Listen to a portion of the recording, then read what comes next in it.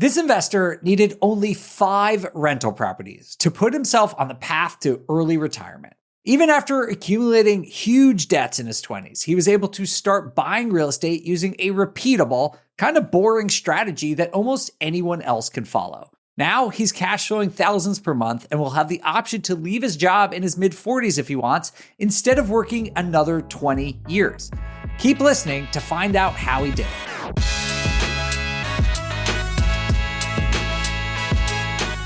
Hey everyone, I'm Dave Meyer. I'm the head of real estate investing at BiggerPockets, and I've been buying rental properties for 15 years now. Today's show is an investor story with Paul Novak from Sheboygan, Wisconsin, and this one's going to be a lot of fun.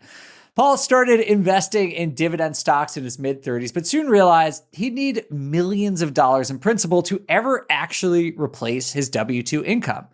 So that led him to discover real estate, and he wound up buying his first rental property in 2021.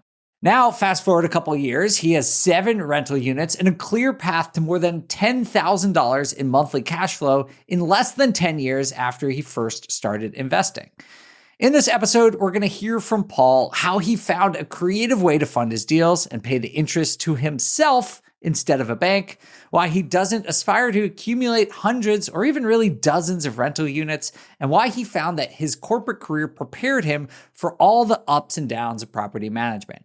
This is a great conversation. It's a lot of fun. Let's get into it. Here's me and Paul Novak.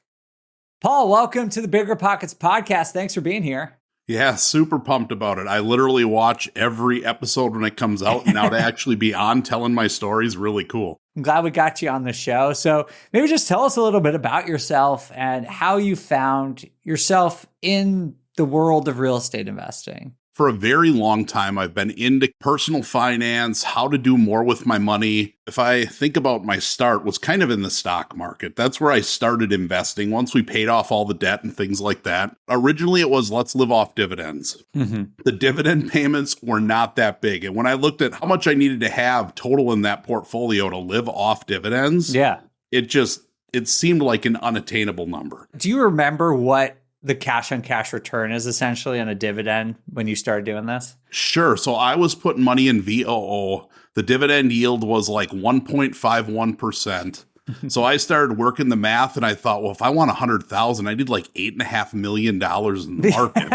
Right. Exactly. That seems crazy. Yeah. It's just like, that's not very motivating to think about, just somehow manage to get $8.5 million and you can live off it. That's just doesn't feel like something worth spending any time on. Yeah. And, I think about myself too, right? I know how crazy that number sounds. And if it actually got that big, I know I could draw from the principal, right? Because it'd be growing faster than I'd need it. But my goal was kind of build up this nest egg that I didn't need to do that. And in essence, I could live off the cash flow. And that's when, at that same time, I also read the book Rich Dad, Poor Dad, which a lot of people talk about on here. And the one thing the dividends didn't have was all the tax benefits that you could get from going into real estate. So I thought, you know what, let's give it a shot. And we got lucky. We bought our house. Timing just worked out that way in 2009. So what we paid for this house versus what it was worth when we started in real estate in 2021, we had a ton of equity built up. I was able to refinance my loan, go from a 15-year to a 30-year, pull out $112,000 in equity, and my mortgage remained the same and locked back in at 2.38%. So that kind of gave me the cash that I needed to get started on the real estate journey. What were you doing full time? Yeah, so I've worked for my employer next month, it'll be 20 years. Wow. So you don't hear that a lot anymore. Yeah, so work in manufacturing, phenomenal company, great people. They really helped me build my career. They helped put me through school and paid for my schooling. Oh, wow. So a lot of stability there. And then that W-2 income is what we've invested. My wife's had kind of a similar career and similar journey. She worked where I did for 13 years and then switched to another company and has been there for 8. So we've really just gotten disciplined at whittling down our expenses. And I think our savings right now is somewhere around 55%. Okay. So when we're saving like that, we can invest a lot of that money. So let's talk about real estate. Tell us about your first deal, was that on the heels of refinancing your primary residence? You made your first rental investment, I assume it was? Yeah. So it was, oh man, still every day going to that closing table and signing. It's like all the feels, right? It's exciting, it's nerve wracking. It is really exciting because I don't know, as an adult, it's hard to get that rush anymore. Yeah. But like, I always get it when I close. So we ended up finding our first deal was a multifamily, a side-by-side townhouse. And it was actually an off-market deal that I learned about kind of through family. So it was nice because once we got to the point of that house, we got it for ask. We knew who the landlord was or the owner, and we agreed on what the price was, and that's kind of where we got started on our first house. Was there something about the 2021 market that appealed to you, or is it just like, oh, I have this cash now, like now's the time to do it? Because I think in retrospect, it makes a lot of sense, but I remember 2021 and everyone was like, it's going too crazy. You can't find a deal. It's too competitive. So what gave you the confidence to jump in then? The thing is, if I get an idea, I don't really care what all the noise is. I got to experience it for myself. And for me, the big thing that tipped the scale, again, if you remember, we were talking dividend investing. On that property, we put $49,000 down or $50,000 down, right? The property was $199,900, so pretty much $200,000. Our cash flow on that was almost $1,000 out of the gates. What? Really? So you start doing the math. And now, to be fair, Dave, right, this is like straight line cash flow, not the real cash flow of take out CapEx and all the other things like you preach all the time, right? Just straight line. But I started running the numbers and I thought, wait a minute, if I had 50,000 in VOO, what I'd be getting in dividends, like it's nowhere near 500, $750 a year, based on the yield you said. Yeah. Right. So all of a sudden it was like, well, this is a no-brainer. So I don't care if it's tough to find a deal or any of those things. When you look at like the juice is worth the squeeze in this, and I'm also going to get appreciation. I'm going to get the tax benefits. The tenants are paying down the mortgage. Like, to me, it was a no-brainer. And I didn't know any better. That's what I knew. That was the first deal. Yeah, you need to, the funny part about real estate is you just need to like find the sweet spot between education and just complete naivete. Like you just don't know, like you don't know what you don't know, but you know enough that it kind of makes sense. Like that's sort of how I got started. It was like, I didn't know all the formulas or anything, but I was like, I could rent it for way more than my mortgage rate. So I'm going for it. And it worked out. Now you need a little bit more nuance, but I really like what you're saying here, Paul, because I think as investors, the key to really being successful is like always just thinking about resource allocation and where you can put your money and where makes the most sense to put your money at any given time.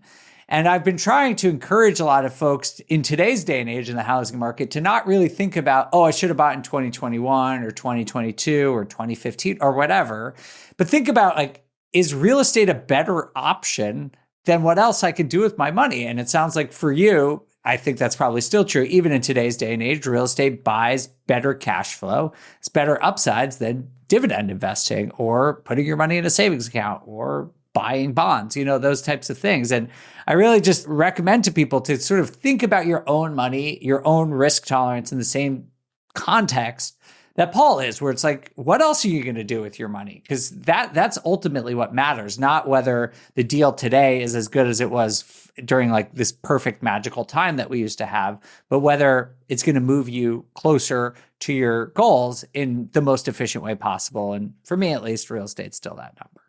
This was 2021. You bought this single family, right? Multifamily. It was multifamily? Yep. And were you managing it yourself? Yeah. Okay. And how was that? I don't know. I love it. Really? Okay. I like it. I really like dealing with people, which a lot of people are going to say they don't like. But again, if I go back to my career, like my job has set me up for all of this stuff. Like I've managed people forever. I've done KPIs and managed metrics at work and difficult conversations. And like, I don't know, this is just so much based on people, I feel like, more than anything else. So for me, I still honestly really enjoy it. We self-manage all our properties. Wow, that's great. I love hearing that because so many people complain about it. And Honestly, I never found it that bad. I house hacked and managed it, and I never found it that bad. To each their, different people have different personalities. Sure. You definitely need to have comfort with difficult conversations. You need to be organized. You need to be a good project manager.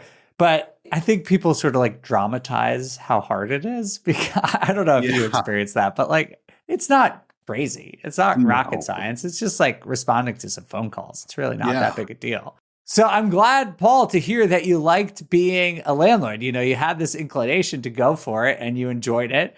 I want to hear about what comes next, but we do need to take a quick break. We'll be right back. Ignite Funding is transforming how investors generate passive income from real estate. This investment product lets you act as the bank, funding loans for developers while earning 10 to 12% fixed returns without managing properties. Each month, money lands in your account while you do absolutely nothing. Your name is officially stamped on the deed of trust, giving your investment a security blanket other investment options only dream about. The proof? Investors have already pocketed a whopping $197 million in interest payments. BiggerPockets investors, are you ready to earn truly passive income from real estate? Get started with trust deed investments today and start earning 10 to 12% returns. Check out the link in the description. Paul, after your first duplex deal, how did you decide to proceed and scale your portfolio from there? Yeah, so then 2022, we kind of took the year off. It was just, okay, learning. And while I was all gung-ho, right, I've got a partner in this. So making sure my wife was on board was another part of that. And we got to the end of 2022, and we had an interesting conversation here at my house at Christmas. We had a family member, their rental was going to go on the market. So they reached out and asked if we wanted to get the property. It was another property that was off market. Again, I thought it was undervalued. We ended up walking in and buying that property off market. And that was the second property that we had. So that was another duplex, upper and lower. And that was, I think we closed on it like February of 2023. So really right away to start 2023, that was our second property. That sounds like a great deal, but I need to ask. You mentioned your wife was sort of hesitant or at least wanted to pump the brakes and think about it. What was she experiencing? What was she thinking about? Yeah, so we haven't walked into a property yet that she isn't hesitant on and wants to pump the brakes. It's just, right, every property you add, it adds a little bit more complexity to the portfolio and just to life in general, especially when we self-manage.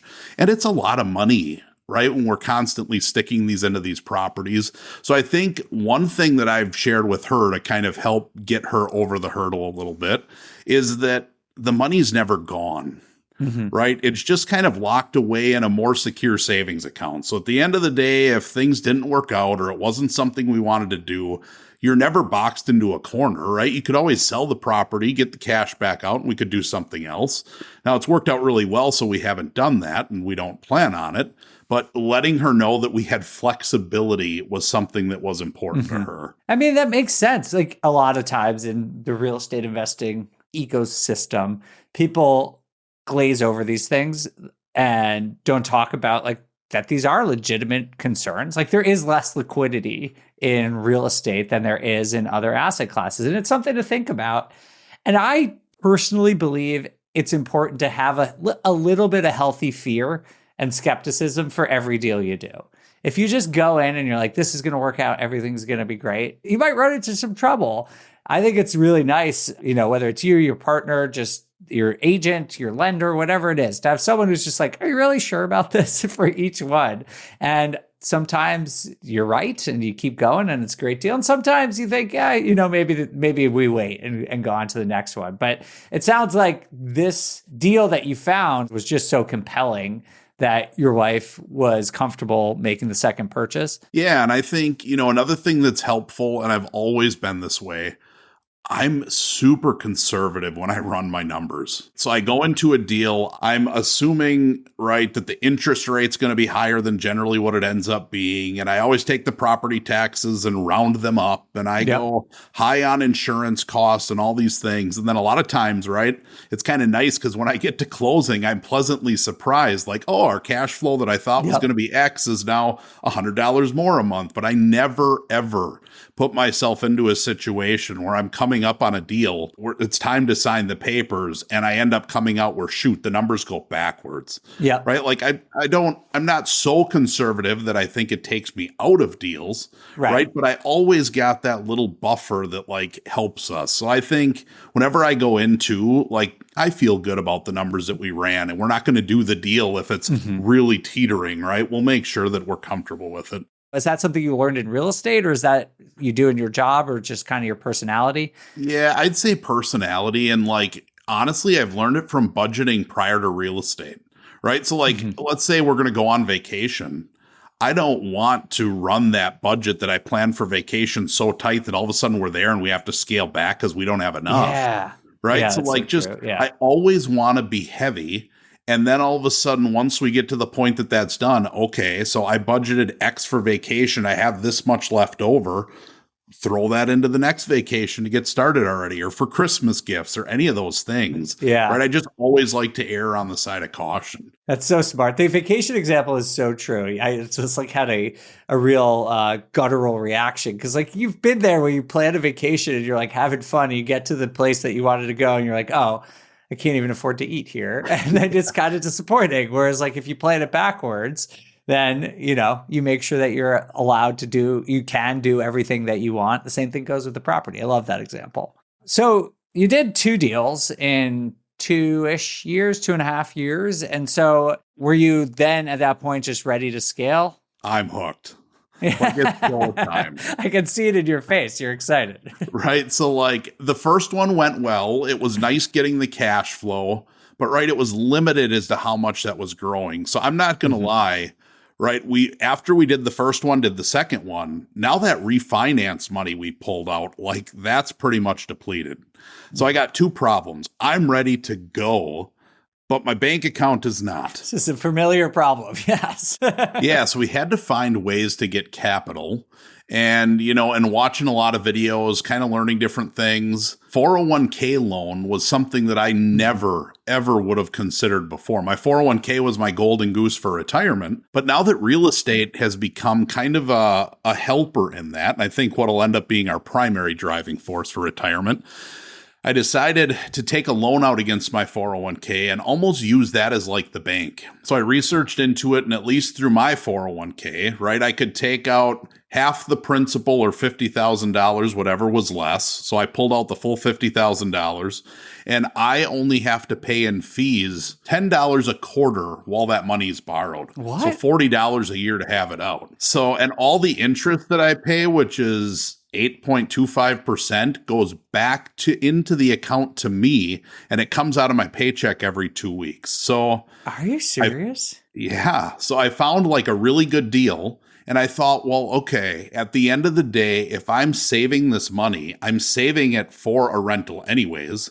I could just buy the rental using this 401k loan and just pay myself back the money instead of waiting to save it up and then deploy the capital. So we use that for our third property. And what kind of deal was it? Similar to the small multifamilies that you had done previously? Yeah, this was a single family home. The list price was $150. We bought it for $170. Okay. And then this one, we stuck probably another $20,000 into fixing it up. It was a similar situation. Okay. Really good house in our neighborhood, good bones, but the person that lived there had lived there for like, I don't know, I think like 50 years and didn't do much updates on the inside. So like it was dated and needed work. We gutted the kitchen, we replaced all the flooring, but other than that, it was like a lot of cosmetic. And are you able to use the 401k to finance the renovations as well? Or is it kind of like a line of credit kind of thing? You can spend it on what you want? Sure. Yep. Oh, amazing. Catch us up to today. Like, what have you been doing ever since? Like, where are you at, I guess, four-ish years after you began? Yeah. So since then, we've acquired 2 more single family homes. Nice. We've got a HELOC now. We leveraged that for the last one. We also have a 401k loan out on my wife's 401k right now. So the max we can pull is $100,000. That's pretty good, especially buying $200,000 properties. Yeah. That's pretty great. We sit down quarterly and we actually go through your real estate strategy. We go through each element of it and kind of talk about, okay, what are our plans over the next quarter, the next 6 months? And for this year, kind of the battle cry has been, let's just pay everything back off, right? Let's pay the HELOC off. Let's pay the 401k loans back, because you can also pay them back early. So it was like, let's just get back to zero and kind of arm ourselves so we can go into 2026 and buy our next property. Well, today we walked through a property and might put in an offer. So like I get antsy in my pants if I see a good deal. You can't help yourself. Man. Yeah, like want it. So the game plan is not to get a property until maybe late this year, early next year. But if a good deal comes by, I'm not going to just sit on the sidelines. Sometimes you got to do it. Yeah, absolutely. So what's the deal that got you so excited? Well, the property's like, I don't know, 3 blocks from our house. It's right by the park and the river. It's within our buy box as far as price goes. And, you know, I'm kind of the Coach Carson approach, right? Small and mighty. I don't plan on getting 50 doors. I really believe that if we bought one more property and then paid all of these off, we'd have enough to retire, and we could probably get there in the next 6 years. That's amazing. I don't know that we would get necessarily the highest rents at this property, but just because of where it's located, I think the appreciation long-term would be huge as a single-family home. So I don't know. I get excited to think that the day could come that we'd at least have all the properties that we need. Me knowing me, I'm never going to stop, but at least to know like, hey, I could get this. We could kind of pivot from, okay, we got to find the next deal, to nope, let's stick all the capital into paying all of these off, and then get to a spot where our portfolio is steady enough that we don't have to work. Now we could still go and acquire other properties or do things from an investment perspective, but that risk is just not there. I think that's so important, right? Knowing what you want. Like you said, you don't want to go out and buy 50 doors. It's going to change your approach. For some people who want to scale, you're not going to pay off your mortgages. Like that's not going to become a priority to you. But you have spoken with your wife, your family, you figured out what you want, and you're just going about it in a really methodic way. And that doesn't mean you're going to miss an obvious layup, you know, like you're going to take a good deal when you can see it. But it sounds like this deal, even though it wasn't your plan at the beginning of the year, is still aligned with your long-term strategy. This is still 100%. Getting you.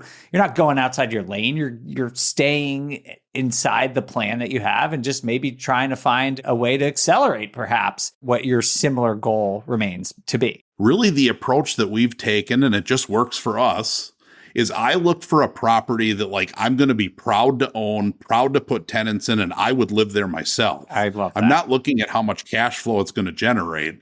And then once it's a property that I'm proud to add to my portfolio, then I work the numbers backwards. So I say, what do I think I could get for rents?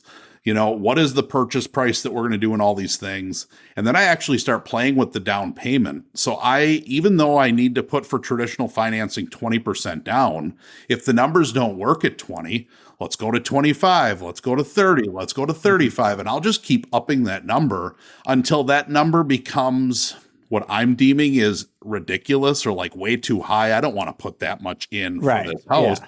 Okay, well then I'll walk away from the deal. But know that when I spout off some of these cash flow numbers, that's not because I got in at 5% down. Some of these I put 35% down on these properties. And now we're in a really good place. And I also look at it as, if I'm going to pay off this whole portfolio in the next 5 to 6 years anyways, who cares if I put more money down short term? I'm just speeding up where I'm going to go to anyways. Yeah, you're going to pay less interest over the lifetime of that loan if you start with a higher line of principal. 100%. It's just smart. Yeah, I know. Yeah. And that's why it really goes back to your goals, right? Like Paul has a clear goal. what's the number, like 10, 15 units or something like that you need? I think, in all honesty, if we got anywhere between 7 to 10 fully paid off units, at least here in this market, Amazing. like Yeah. we'd be good. And you're talking probably $11,000 a month cash flow, and we still have our 401ks and everything else that we've funded over the years. That's the coolest thing. You think you could do it by 10, 12 years? Yeah.